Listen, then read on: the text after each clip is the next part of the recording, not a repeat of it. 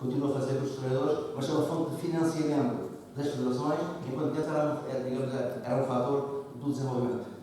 Digamos, e o que se passa com a formação de treinadores, que era o que se passou com a formação de professores, a mudança de INEF para ISEF, deve-se única e exclusivamente ao 25 de abril. E ao decreto que extingue o INEF e cria a Direção-Geral dos Esportes. Muito obrigado. Uma pergunta? Não, agora já estava a falar do contexto. Aquilo que eu ia colocar era exatamente como é que se passa de um professor de ginástica, naquela altura, quando não havia internet, nem bibliotecas, nem documentação, para um metodólogo do treino, como foste, não é? Pronto, mas já foi aqui mais ou menos respondido. Mas foi o sumário. Ok, então eu. Com certeza. Mas deixa-me só dizer isto. Não, só esse aspecto. Ele falou, pronto, ele fala de prestações. Digamos, a grande experiência foi esta. Eu e os cursos treinadores, isto também estava internado todos os alunos, associado às práticas todas. E a seguir, quando ia para a aula teórica, ia analisar o que se ia passar nas aulas práticas, referindo. Enquanto que a maior parte, dos centros esportivos são de uma ou outra modalidade, eu estava ligado desde todas, 24, imagina, poucas ficaram fora.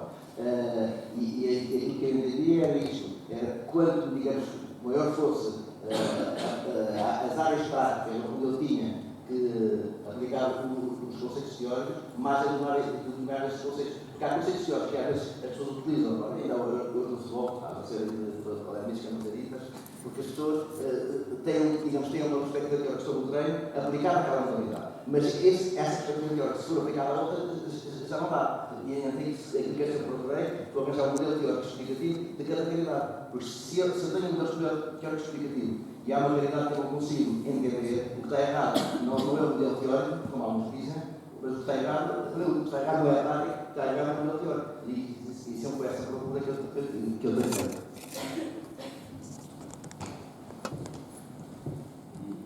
Foi aqui ligeiramente também abordar a questão da situação profissional dos professores nessa época e eu lembro-me de alguns acontecimentos que talvez possam definir bem as expressões a que estávamos sujeitos e a forma de viver dos professores, sobretudo de educação física nessa época. Eu fiz o meu estágio no João Castro com o professor Carlos Duarte em 60, 61, fiz 10 nessa altura e depois fui para a tropa. Quase 5 anos de serviço militar obrigatório. 2 anos e meio de serviço, o resto aqui. Quando estava a fazer o estágio no Dom João Castro, para sobreviver, tinha que estar nas aulitas já. As aulitas eram na Escola Machado Castro. Tinha lá umas 8 horas de trabalho. Na altura em que se dá aqueles acontecimentos da Índia, quando a Índia é invadida a União Indiana, houve aí sempre umas grandes manifestações e o diretor da Escola Machado Castro reúne os professores todos e lê um telegrama de desagravo dirigido ao Sr. Oliveira Salazar.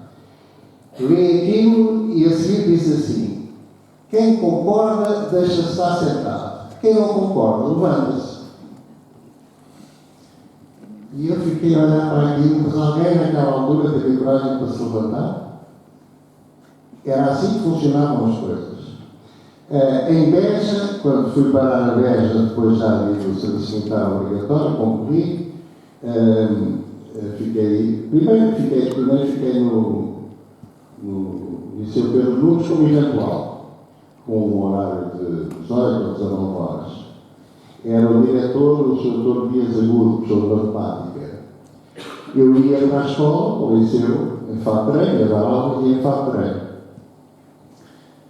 Chamou-me uma vez ao gabinete e disse: o senhor não pode entrar aqui em fato de treino. Tem que entrar de casaco e gravata.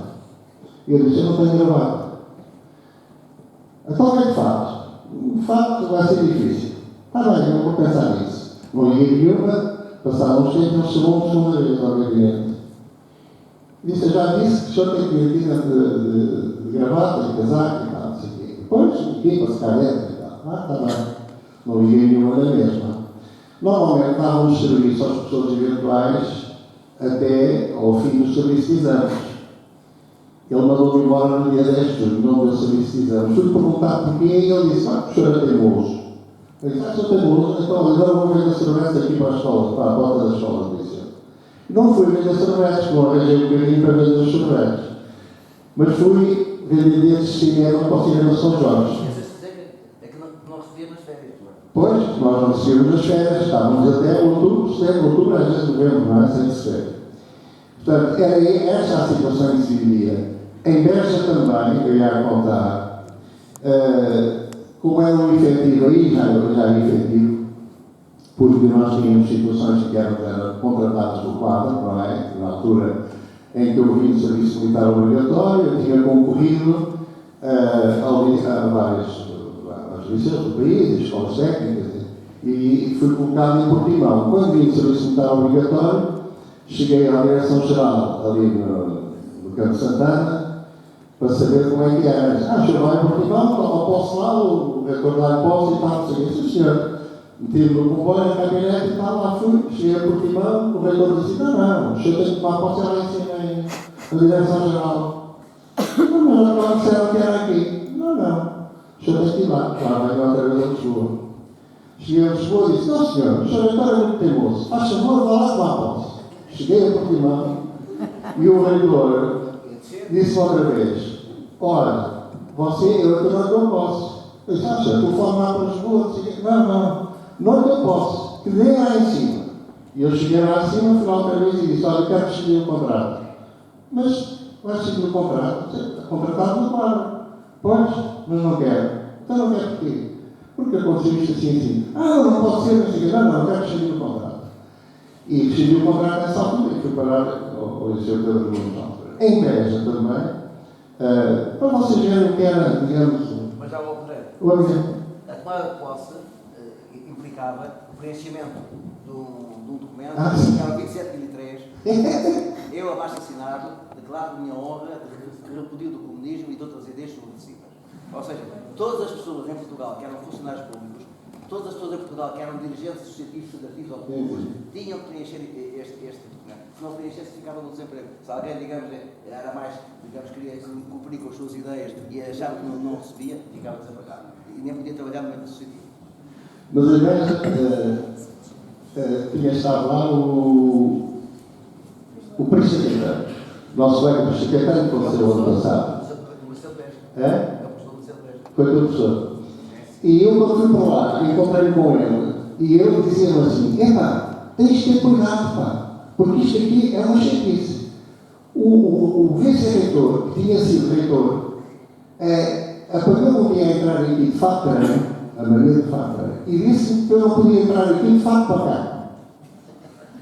E eu fiquei agarrado com aquilo, mas não lhe pude responder e tal, não sei o quê. E aquilo ficou, nunca mais esqueci. De fato, macaco. Eu tinha mandado a outra parte. Mas, em Beja, aconteceu também uma coisa que era do nosso estatuto, que era o seguinte: o professor efetivo, contratado do quadro mais novo, mais moderno,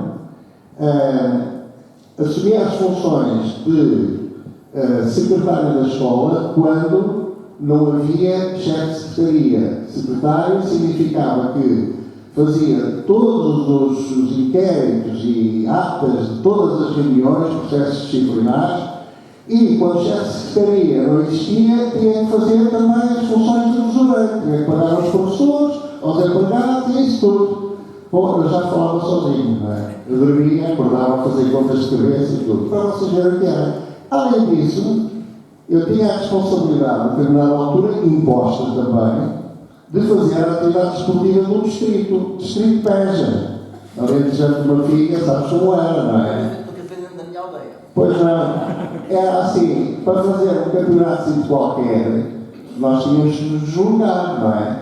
Para um lado, às vezes ainda apanhávamos uma caminhonete, para o outro não tínhamos caminhonete, tínhamos de pedir alguém que nos transportasse nós aos miúdos, não é? Porque muitas vezes tínhamos de levar também miúdos para as localidades onde eles moravam. Portanto, era tudo feito assim. E nem mais no puxão. E ganhava-se mal. Portanto, são acontecimentos só, como estamos a tratar de histórias, não é? Da educação física, e vocês colocaram em algumas questões, lembrei-me agora destas também, mas também era de referir que houve épocas na educação física extremamente marcantes nestes últimos 40 anos, 40 anos. A seguir ao 25 de Abril, a grande mensagem da atividade de educação física de esportes, da Direção-Geral de Esportes, onde o nosso colega Manuel Carvalho era o diretor-geral, e, posteriormente, o grande movimento associativo, do qual eu gostaria depois de falar noutra altura, e que também determinou, com a equipa de programas, um grande movimento de participação da educação física em geral, não é?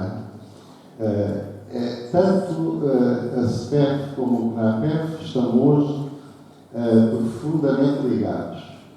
Foi uma coisa que não aconteceu no início e com grande desgosto na altura de muitos de nós, e que, a determinada altura, digamos que fala muito mais esta união do que a visão de existir o princípio sem razão de ser, enfim, as pessoas nem sempre são aquilo que deveriam ser e, portanto, há sempre uns que estragam, digamos, a situação.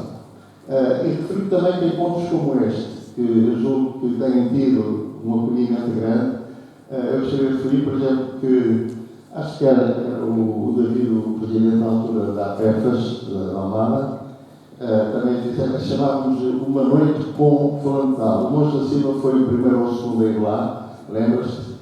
E foi muito interessante, as pessoas aderiram muito, não estava muita gente, e depois acabámos por desistir, porque era a nível local e à noite e tal, os colegas não apareciam, mas aqueles que apareceram ainda hoje falam nisso e elogiam. Portanto, um encontro como este, hoje, aqui pela primeira vez, com tantos colegas aqui presentes, acho que é mesmo um êxito e pode, digamos, ser interessante conseguir-se uma maior participação dos colegas. Eu já falei demais e, assim, ao acaso, desculpem lá, mas passo a palavra ao outro. Aqui é o Pastor Marcos, por exemplo.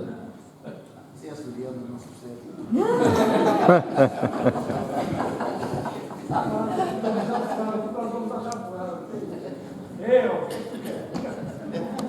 Da terceira,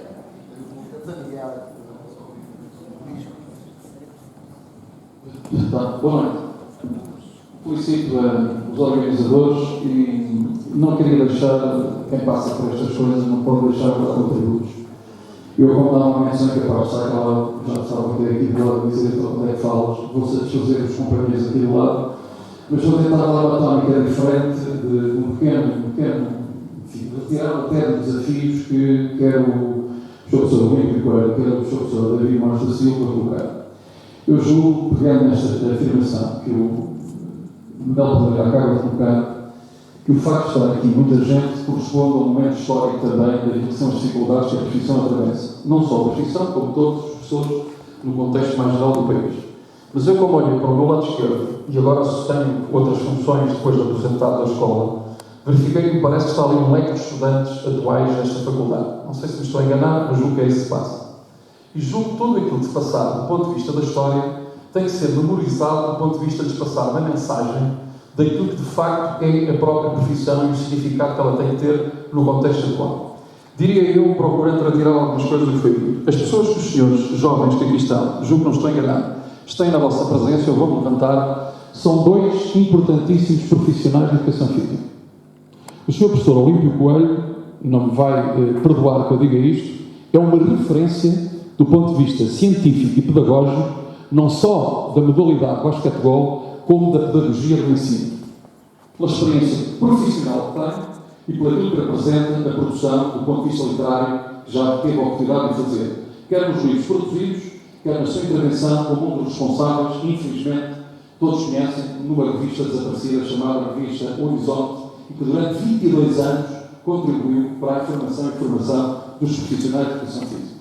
O professor David Marques da Silva é outra referência da profissão que os estudantes e as pessoas que estão no caminho para atingir esse grau esse estatuto profissional de educação física, tem que ter como referência. Não só pelas vastíssimas experiências, estou aqui já por ter noção de ter, enfim, formador nas mais diversas modalidades, como também por aquilo que foi o seu estudo e o seu percurso em toda a sua vida académica e depois de ter saído estudante aqui e da intervenção que teve. E, portanto, quando nós olhamos para estas pessoas e outras que eventualmente seguirão naquilo que tive a oportunidade de ver, aquilo que na APF vão organizar, nós temos que retirar da memória que as pessoas têm aquilo que vai ser o significado da intervenção futura de profissionais que vós ireis ser. E, portanto, eu queria só dar-vos como referência das intervenções que eles fizeram isto mesmo. O Sr. Professor Olímpio, às tantas, disse que referenciou pessoas, o Sr. Professor da escola básica e secundária. E disse a certa altura uma coisa que é importante reter. Copiou dele tudo aquilo que foi a aprendizagem do ponto de vista humano e pedagógico, mas não retirou aquilo que é a identidade da profissão à época e que deve ser a mesma identidade ainda hoje. E que, mal catalogada pelo Sr. Professor Manuel Pereira, como informação, isto não é mal catalogada como Manuel Pereira, é mal catalogada do ponto de vista do estatuto social, nós equipamos de facto treino quando damos aulas de educação física e fazemos treino com os nossos jovens no clube. E é isso que temos que continuar a fazer. Porque essa é a nossa identidade do ponto de vista do trabalhador que está na sua empresa, veste a camisola da empresa, veste o fato macaco da empresa, veste a referência que objetivamente a empresa tem do trabalho que ele tem. E nós temos um fato próprio para estar no trabalho físico, no trabalho de formação social com as nossas crianças e jovens quando estamos na escola ou no clube. Outra referência que ele deixou, e que é importante, nós dependemos durante muito tempo de uma coisa que se chamou Direção-Geral dos Esportes, à época, essa época da década, final da década de 70 e início, ou pelo menos cerca de quase os 10 anos da década de 70. Mas não deixámos de ser, e eu tenho este atrevimento sentido de dizer, noutros contextos, não no nosso, noutros, nós éramos a única escola do país que fazia formação de professores. Repito, a única escola do país que fazia formação de professores. Nem Faculdade de Letras, nem Faculdade de Ciências, que os seus departamentos faziam formação de professores. Tentavam. Mas não éramos aqueles que reconhecidamente no local de trabalho tínhamos a formação que era necessária do ponto de vista do nosso contexto profissional. Os estágios não existiam à época na formação de professores. Os primeiros estágios feitos em contexto, se eu não me engano, em termos de formação dos professores, são por volta de 79, 80 e equiparados aos outros estágios antigos. A minha escola onde eu trabalhava foi uma das que teve, poucas no país, um estágio idêntico àquilo que faziam os outros professores das outras disciplinas. Mas também fomos, posteriormente, aqueles que continuámos a fazer os estágios em contexto de serviço e aqueles, como foi dito aqui, continuámos a dar cartas do ponto de vista da profissionalização e exercício, na transformação da própria escola e daquilo que eram as propostas de intervenção na própria escola. Foi dada aqui outra referência que é importante ter. A escola era uma escola de formação superior, mas não universitária. Pois era. Mas, de facto, nos anos de 70 a 74, antes da dita manifestação importante, de 25 de Abril, os estudantes desta casa, da Associação de Estudantes, nomeadamente na altura encabeçada pelo Sr. Professor António Teodoro, eram os estudantes que passaram a ir à Faculdade de Letras, à Faculdade de Ciências, ao Instituto Superior de Ciências Económicas e Financeiras, ao Técnico, à Medicina, fazer sessões de esclarecimento para os estudantes dessas academias sobre o que era o desporto. Por razão simples. É que estávamos num tempo que se vinha no maio de 68, onde em França aparecia uma coisa que se chamava Escaria Científica, a Lumière de Marxismo. E esta faculdade, este instituto, na altura, teve a oportunidade de alguns estudantes que iam daqui à França, nomeadamente para a ginástica corretiva, ou lá Pierre ou outros, procurar ter conhecimento objetivo, mas trazer outra influência que, do ponto de vista social e político, se vivia nesse país e que não dava para que a academia, na altura, sabia que haviam coisas diferentes do ponto de vista da escola dos estudantes falhados, chamasse os estudantes dessa academia, que era na altura o INEF, para ir fazer essas sessões de esclarecimentos.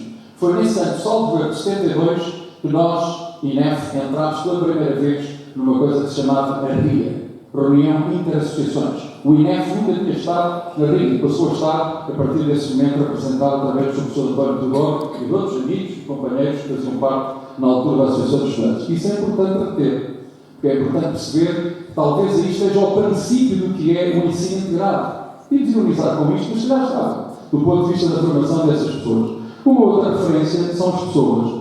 Eu estava a dizer aqui para mim, e sem, desculpem o Olímpio e o David Manos da Silva, que era perigoso na minha perspectiva, gostava a ser dito da caricatura que se fazia aqui em ensino por parte de alguns professores.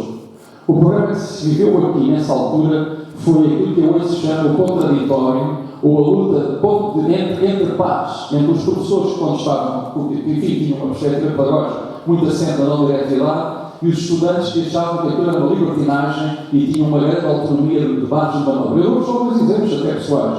Era possível ir à altura ao centro de documentação, muito menor e muito, enfim, não incomparavelmente menor qualidade do que vocês trazeis hoje, e trazer lá os livros que eu ainda tenho em casa, nomeadamente o relatório de estágio do Sr. Professor José António Lima. Ou era possível ir ao gabinete do Sr.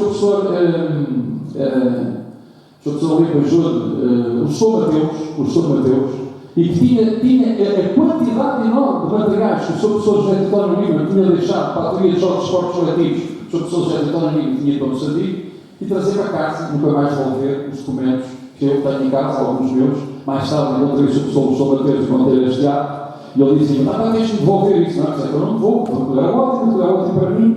Nós tínhamos formação deste tipo e muito boa, porque havia aqui muita gente, nós aprendemos com os mais velhos, eu aprendi muito com eles dois.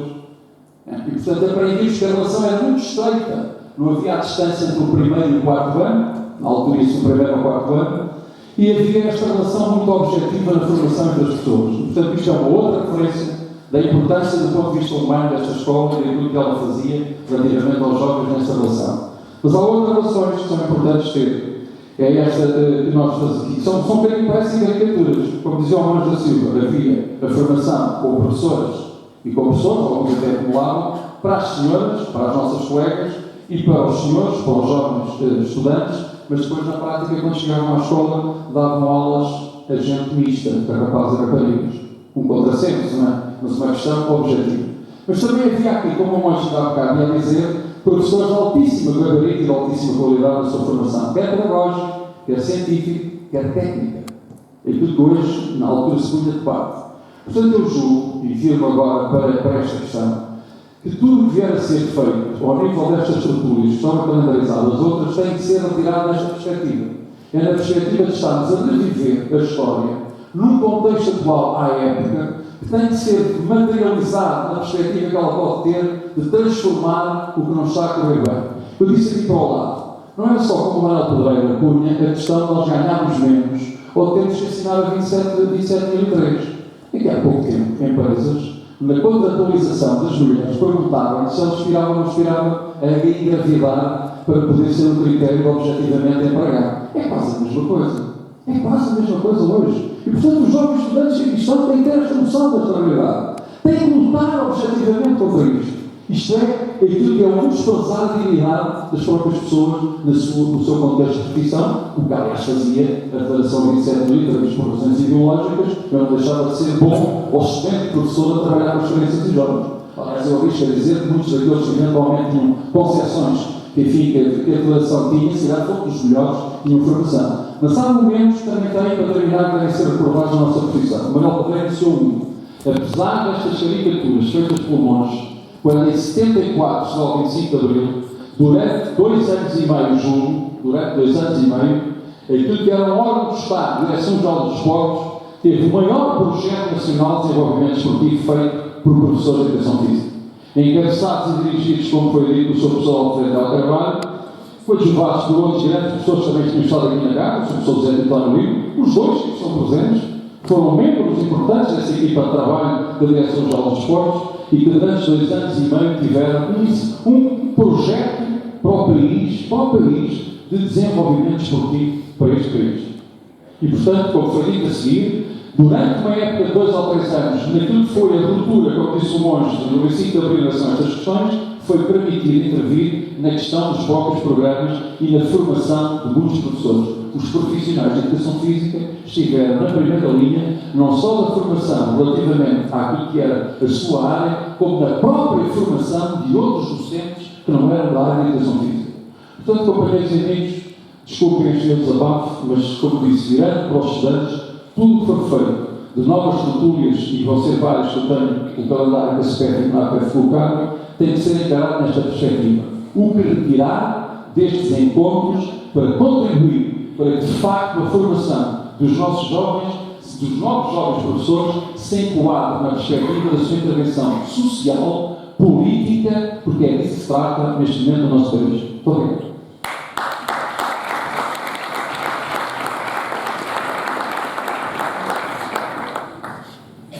Muito obrigado. Eu queria retomar o que o colega acabou lá de colocar, também à vossa discussão e também para os colegas comentarem. Numa primeira leitura, nós podemos pensar que damos um grande salto, agora, devido às condições políticas e sociais da profissão, desenvolveu-se na última tradição e que isso tudo foi ultrapassado e estamos numa situação excelente. Ora, o colega agora colocou questões que me parecem importantes também comentar, que é, nós hoje estamos convencidos, e passa a ser mais perigoso, é que vivemos em liberdade. E esta formação, que aqui também já foi colocada, formação política, que outrora era muito marcante nos estudantes, isso também tem-se vindo a perder hoje. Há uma formação muito técnica, portanto a formação é muito marcada por uma ideologia, diria, tecnocrática. Isso coloca em perigo o exercício da profissão para o futuro. E eu gostava, em relação a isso, que os meus colegas de cadeirão comentassem isso. Qual é o olhar que mantém hoje sobre o exercício da profissão? Ou melhor, vou ser um pouco mais pertinente na maneira como coloca a pergunta. Se fossem hoje convidados para exercer um cargo com poder político, não é? Por caso de ser ministro da Educação ou do Desporto, o que é que alteravam na prática profissional?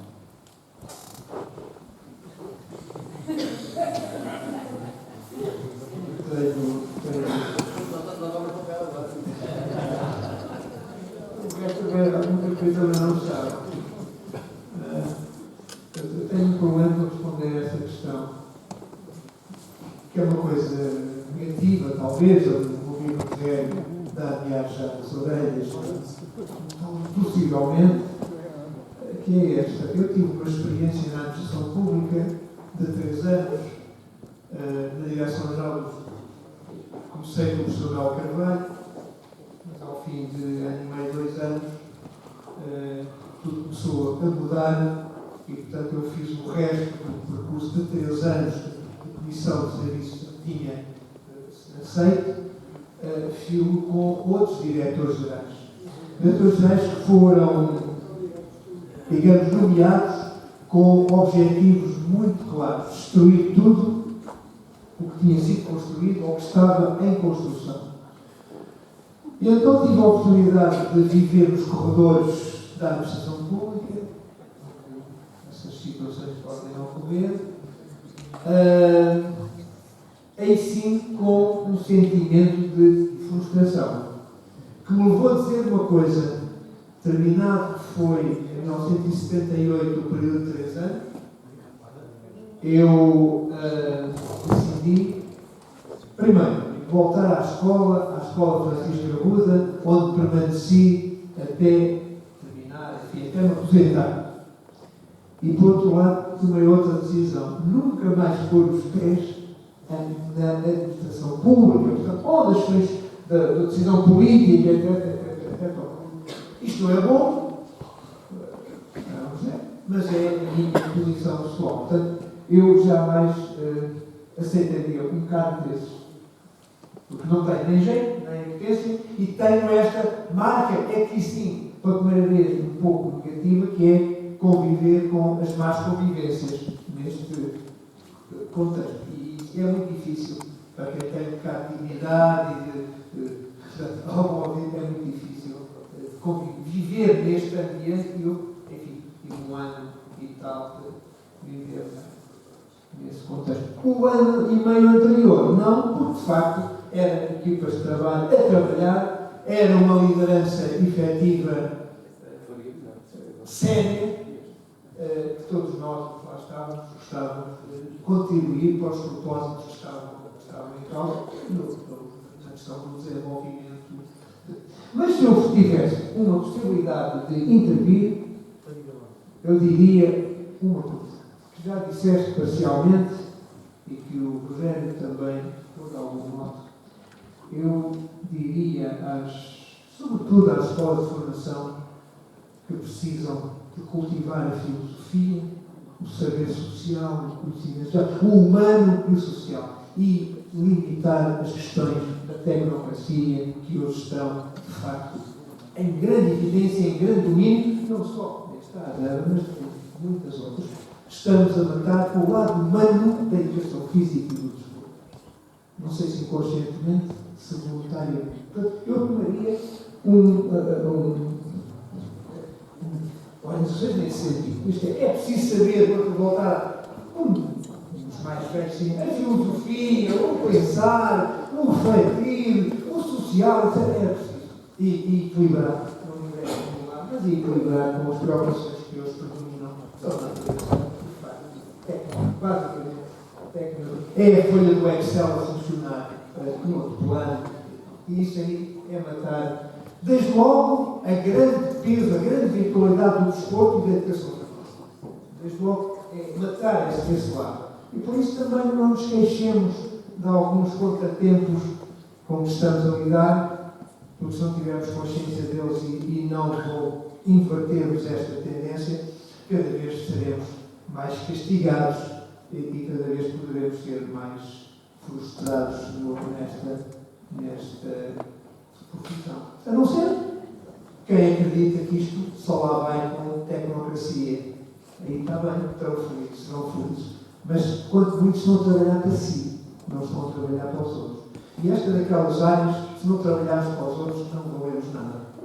Não servimos para nada, não temos nenhum papel de intervenção ou de validade social. Portanto, era isto que eu aqui procuraria, enfim, arranjar forma ou de criar uma ambiência diferente, que era aquilo que na época nós podíamos não saber muito lá dos atletismos e das ginásticas, mas há uma coisa que sabíamos, como já sabíamos, as preocupações com o humano, com o desenvolvimento da criança e do jovem, era isso para... Também depois temos os seus desvarios, não é? Também vou aos seus desvarios. E aí entramos então nas psicomotricidade e não sei o quê, tal, e o valia tudo. Não valia tudo. Tudo estava bem. Estava tudo bem. Não é, nem tudo está bem, nem tudo está sempre bem.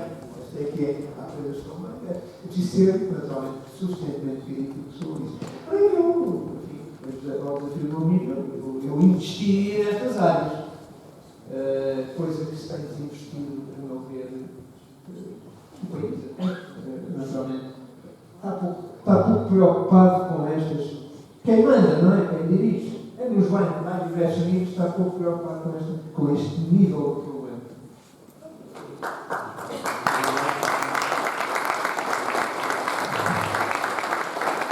Olha, para nos arranjar desta, digo que faço minhas palavras do orador aqui. Em relação ao que o José Malta falou, tudo o que ele disse, é que a minha intervenção, ou caricaturar, não foi caricaturar a escola, foi mostrar aos estudantes de hoje algumas realidades que a escola tinha na altura. Sempre mais ressalva que sempre houve pessoas marcantes em todas as gerações, é evidente que aquilo que ele disse não quer dizer, como o Rogério disse, que naquele tempo fosse era tudo mau e agora é tudo bom. Por exemplo, eu acabei o curso, concluí o efetivo e ficava em primeiro lugar em qualquer escola do país, porque os efetivos estavam todos colocados. E nas escolas, e nos liceus e escolas técnicas, nessa altura só havia escolas, digamos, para o ensino secundário, nas capitais de distrito, eu concluí e ficava colocado porque em cada escola havia um professor efetivo, ou dois, e depois havia 4 ou 5 mais lugares que eram preenchidos com um aluno que tinha o 7º ano do liceu, ou jogava a bola no clube lá do sítio, ou jogava basquetebol. Então, o corpo docente era sempre 3 ou 4 anos que não tinham formação nenhuma, mais com outras pessoas que são físicas, que lá estavam colocados. Então, essa era a realidade. Claro que eu concluí, fiquei efetivo, até foi uma regra, depois fui para a linha que eu estou no Garol, depois fiquei em Lisboa e mantive-me em Lisboa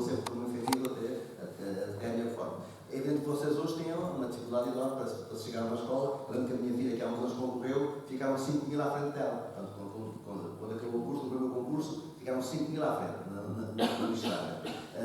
Lembrar que nesse tempo, isso também, digamos, parece que se passou há 100 anos isto, só havia uma escola de formação de professores que era esta, não havia mais escola nenhuma, porque a própria escola de educação física dependia do INEP. Portanto, o INEP foi criada à imagem da Escola de Educação Física do Exército que tinha cursos para sargentos, que eram os cursos médios, e cursos para oficiais. E o INEP, quando é criado, isso se mantém, os militares vêm cá fazer a formação e digamos que o curso de médio, de instrutores e equivalente ao curso de sargentos e o outro era o curso dos oficiais, que é o curso de professores. Portanto, como eu estava a dizer, nessa altura havia só um curso no país todo e agora, aqui há uns anos, já havia mais de 50. Já lembro no fim dos programas, nós falávamos disso, já havia mais de 50 escolas ou locais onde se formavam professores. Repare, isso, digamos, em termos de mercado de trabalho, é um processo que há agora muito mais professores e há muito menos lugares. Mas abriram-se outras coisas com vantagens. Por exemplo, na área do treino, na área do futebol, porque no handball, no basquetebol, nos outros jogos esportivos, sempre houve professores de educação física e as figuras de referência nessas modalidades sempre foram professores de educação física. No futebol, muito menos. Lembro-me quando andava aqui no INEF, eu sempre tive ligado ao futebol, eu joguei e trabalhei em vários sítios nos futebols, mas o ser professor de educação física era considerado algo negativo. Havia muitos professores de educação física que tinham sido jogadores de futebol e que tinham cursos de treinadores de atividades em Portugal e alguns até no estrangeiro em Espanha, que recusavam que alguém chamasse professor, porque o ser professor era sinónimo de era preparador físico e que não sabia nada de futebol. Portanto, agora neste momento há um mercado que se abre e há muitos professores, há muitos colegas nossos que estão a trabalhar no futebol. Isso é uma facilidade. A questão do advento dos ginásios, também criou também alguma oferta, embora naturalmente o mercado de trabalho que vocês têm é um mercado muito precário, estão muito dependentes nos ginásios, digamos, são explorados até o tutano, têm que ter os PTs, têm que ter os clientes, se vocês saírem, há logo 20 ou 30 que estão à espera para ganhar a oportunidade, digamos, é uma luta muito complicada, e eu digo, tirando o aspecto da liberdade, em termos profissionais, eu tinha mais hipótese de trabalhar, porque eu fiquei logo efetivo na escola, fiz a minha carreira toda na escola, fiquei com profissão, depois do tempo que estava na DGD, como disse há bocadinho o Olívio, nós estávamos lá visitados, estávamos lá, eu trabalhei com ele, depois esqueci de dizer isto, eu trabalhei com ele, enquanto lá estive, nós trabalhávamos sempre ao lado um do outro, no mesmo gabinete, ao lado um do outro. E o Vasconcelos. Mas o Vasconcelos era, mas nós continuámos em mais tempo. E os professores saíram e nós continuámos mais tempo. Houve uma altura só ficaram nós os dois. E aliás é interessante, o Olívio fala, não tem que falar, mas normalmente está calado. Então havia dias que eu chegava a sentar na minha secretária e ele não dizia bom dia e ficava ali calado. E eu uma altura que dizia, hoje não digo nada. Passava a manhã inteira e a certa altura eu não aguentava, tinha que dizer alguma coisa. Ele entrava tudo e saía calado. Só para dar um exemplo, digamos, da interação que havia, isto não significa qualquer inimizade, pelo contrário, sou amigo dele, mas é a maneira diferente de ser dele. Só soube que ele tinha 3 filhas, uma vez na altura do Natal, que foi lá um funcionário da GD, para saber que idade tinham as crianças dos nossos filhos por causa das pandemias de Natal. Porque nem isso eu sabia. Eu todos estava a contar a história dos meus filhos, não vou contar dos meus netos, mas só soube aí. Mas isso para dizer que nós trabalhamos.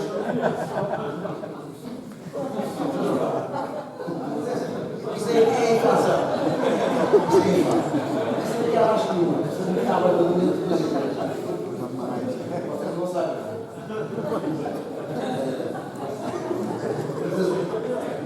Mas há uma coisa que talvez interesse ver, é que chamam aqui a atenção da grande mudança que foi o 25 de Abril e o advento da DGD nos primeiros anos que há bocadinho o Rogério se referiu. Historiando muito rapidamente. Portanto, quando é criada, digamos, o ano passado, a Direção-Geral dos Desportos, que é a Direção-Geral de Educação Física, Desportos e Saúde Escolar, nessa altura, os médicos tinham um poder enorme na educação física. Eles faziam formação de professores, nessa altura, no Pedro Nunes, eles tinham a Direção-Geral de Saúde Escolar, que fazia a inspeção, a Direção de Educação Física, fazia a inspeção aos professores, tinha a inspeção, e depois tinha uns programas, que é o tal programa do Telperto de 1932, que, por uma Educação Física, que não havia movimento. As suas ginástica respiratória eram respirar deitado e sentado. Aulas de 20 minutos, era o programa de Educação Física. Vocês imaginam que é o programa de Educação Física que não tem convênio. Consultem esse documento, de 1932. Portanto, eles tinham o programa, tinham a formação de professores e tinham a inspeção. Nessa altura, a formação de professores era uma pós-graduação em medicina, porque parecia ter alguma educação física, tinha que, digamos, tinha as disciplinas que se davam lá na escola, às vezes era na faculdade, e depois tinham que ter como pré-requisito as cadeiras de anatomia e fisiologia na faculdade de medicina. É evidente que quem tira a anatomia e fisiologia na faculdade de medicina acaba o curso de medicina. Isto quer dizer que os professores de educação física eram estudantes de medicina todos, e alguns completavam o curso. Portanto, isto quer dizer que grande parte deles eram formados em medicina. E então isso houve uma guerra enorme para impor a ginástica de língua, a ginástica sueca. E então, isto abreviando muito rapidamente.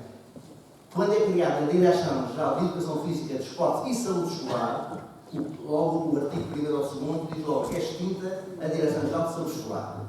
E então a saúde escolar passa para a Direção-Geral de Esportes e naturalmente com todos os serviços anexos que é a inspeção e por aí adiante.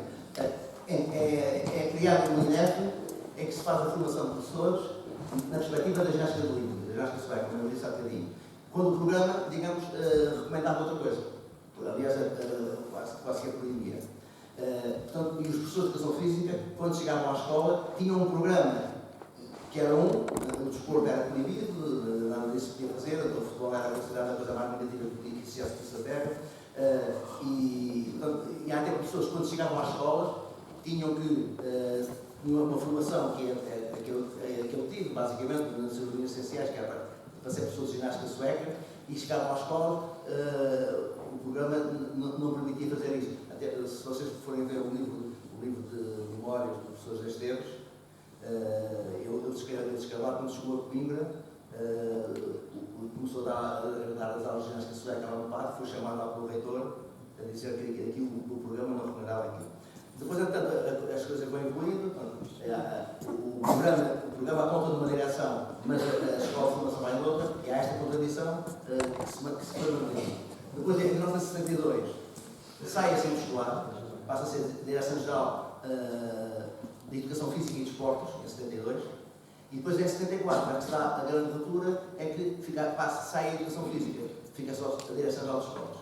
Portanto, e ao sair a Educação Física, o INEF, que era tutelado pela Direção-Geral de Desportos, fica sem tutela, e portanto, atualmente passa a ser tutelado pela Direção-Geral do Ensino Superior. E sabe cria condições para que o INEF, para que o ISEF fosse, como foi na altura, uma escola superior, naturalmente integrada na Universidade Técnica.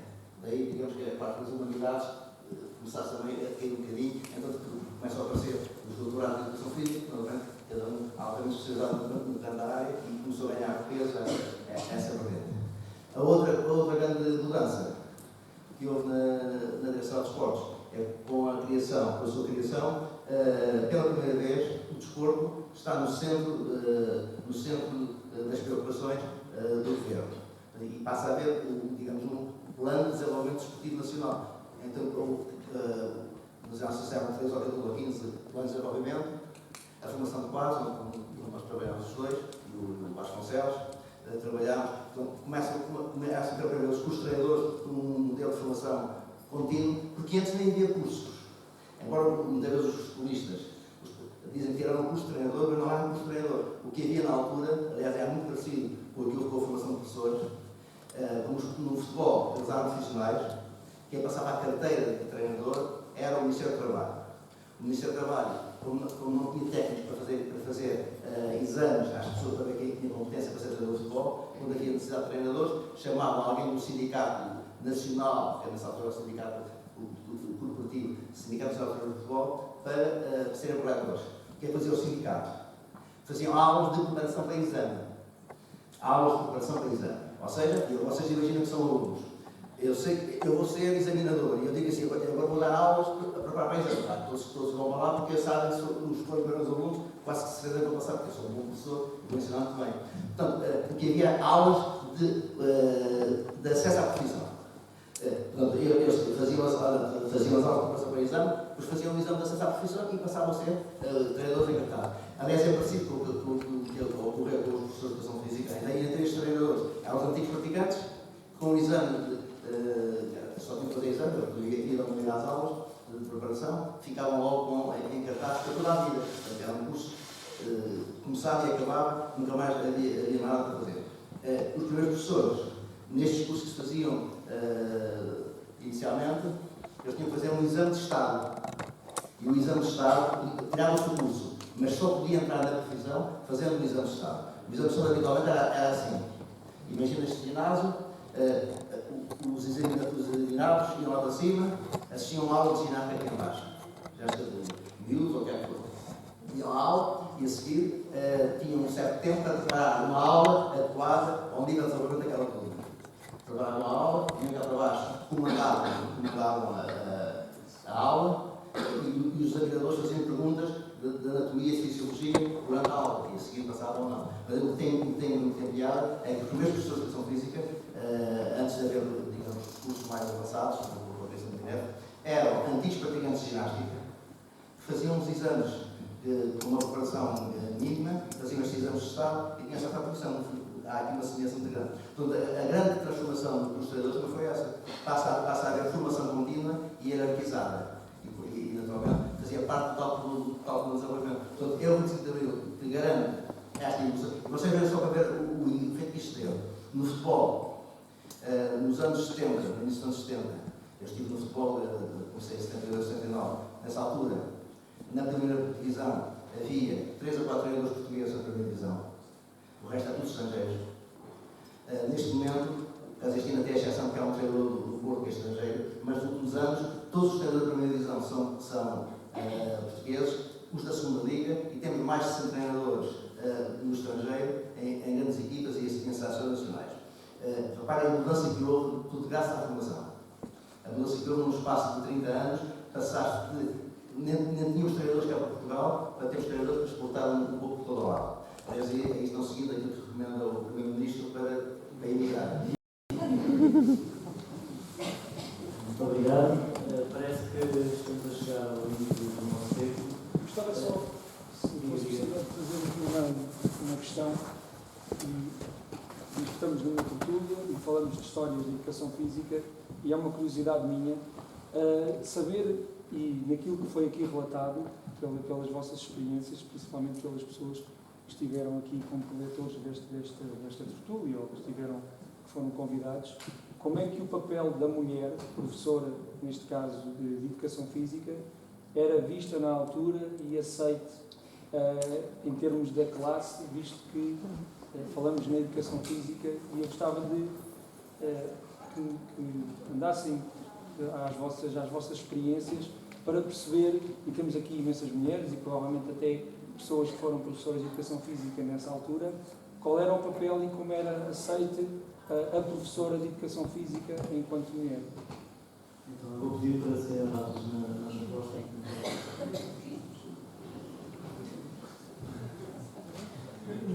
Curiosamente, eu julgo que nunca houve uma diferenciação entre os géneros.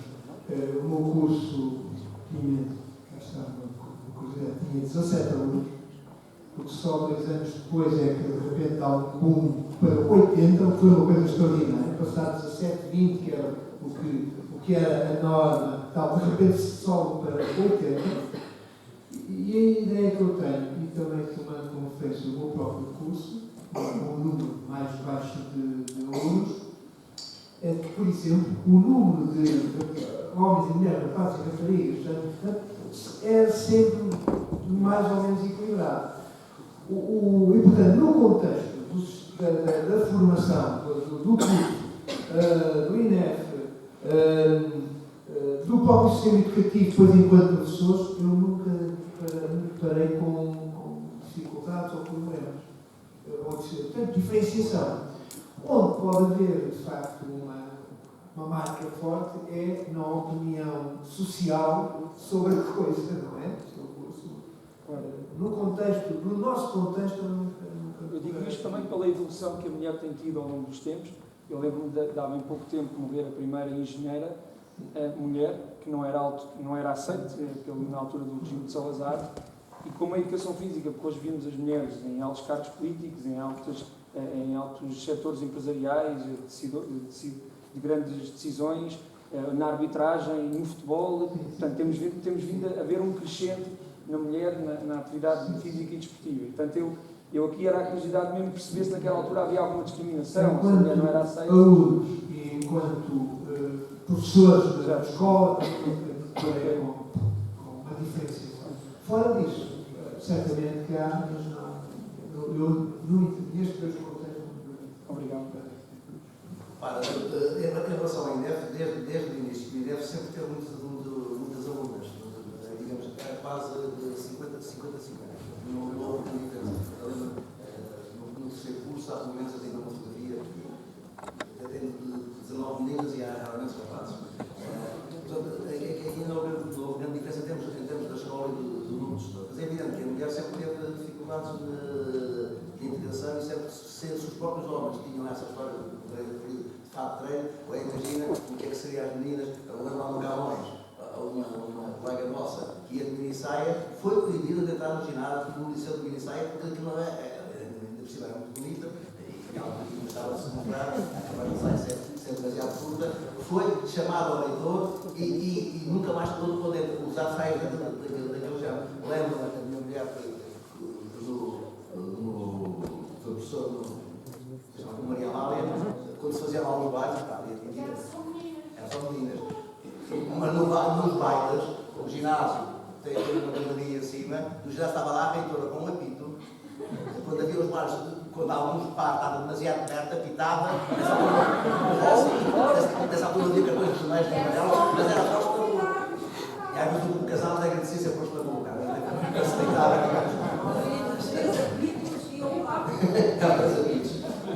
Mas, por exemplo, a minha mulher foi treinadora de handball há 6 anos e sempre teve muitas dificuldades porque habitualmente ganhava aos homens.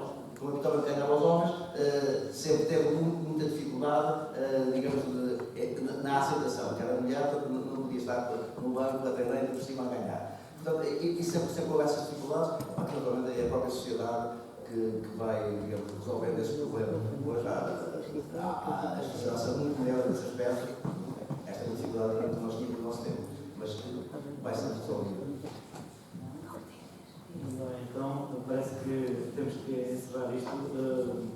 Só queria perguntar também, de uma forma muito rápida, só para fechar a nossa conversa, se tem alguma mensagem especial aos jovens que se encontram aqui,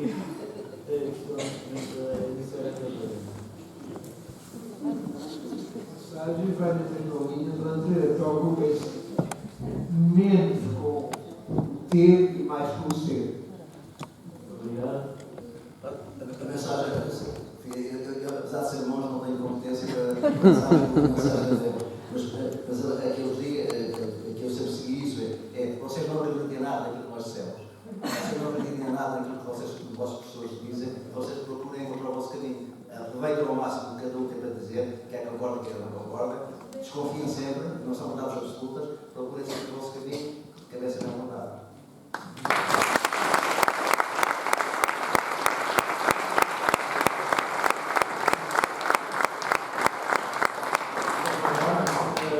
Foi uma noite agradável, que animada dos nossos amigos e colegas. Espero que tenham gostado tanto quanto eu, mas antes de se ir embora, vou passar a palavra ao Nuno. Só para fazer o encerramento, dizer só duas coisas. Se não soubermos de onde viemos, dificilmente encontraremos o nosso caminho. E este lugar não é um lugar só de palavras, é um lugar de dizendo. E é isto que é importante para o José Mota apontou muito para os estudantes, mas há aqui uma geração, que eu ainda faço parte, que é uma geração que tem uma grande responsabilidade neste momento. os desafios que são colocados hoje à educação física são da dimensão daqueles que muitos tiveram que lutar e que são apresentados de uma forma escondida, de que nós temos que estar alerta, atentos e preparados para a defesa daquilo que consideramos ser a educação física que os nossos alunos merecem. E quando eu digo que é um desafio que está escondido, é um desafio também em que nós não nos estamos a preparar com aquilo que temos que nos preparar para a discussão. Aquilo que foi dito aqui é que aquilo que foi discutido, aquilo que foram as noites sem dormir, aquilo que foram as conversas filosóficas, tudo aquilo que formou uma capacidade de argumentação, uma capacidade de convictamente defender aquilo que era uma profissionalidade ligada à educação física ao desporto, é algo que aos poucos se tem perdido na nossa sociedade comunitária da educação física, científica e profissional, e é algo que nós não podemos perder de forma nenhuma, sob pena de colocar em risco aquilo que foram as conquistas destes jogadores direitos que hoje nos contaram as suas histórias. E por isso o apelo final é que tenhamos esta capacidade de voltar à discussão conceptual, de saber o que é isto de ser profissional de educação física, porque só assim teremos capacidade de convencer aqueles que não nos conhecem, mas que sobre nós têm as ordens para nos dar. São aqueles que decidem as políticas e que nós temos que respeitar, mas temos que mostrar aquilo que acreditamos e aquilo que somos capazes de fazer. E, portanto, este era o meu apelo, secundado por esta excelente intervenção que aqui tivemos e o agradecimento que lembro àqueles que nos prestaram esta honra de serem ouvidos e a todos aqueles que estiveram presentes, porque é muito agradável ter aqui tanta gente, ainda a esta hora da noite, para ouvir alguém contar as suas engraçadas, marcantes histórias daquilo que foi a sua vida profissional e que nos trouxeram até aqui àquilo que hoje somos enquanto profissão. Muito obrigado pela vossa conversa. Não foi anedota, não foi história com a ECOI. Muito obrigado por terem estado. Em nome da SPEF, do CNAPEF, o João Lourenço hoje não pode estar aqui. Está ali um grande companheiro do Petrucci, em representação do CNAPEF, que tem feito um trabalho espetacular daquilo que é puxar a gente nova para esta coisa do movimento associativo. E, portanto, em nosso nome, obrigado a todos por terem estado aqui connosco esta noite. Muito obrigado.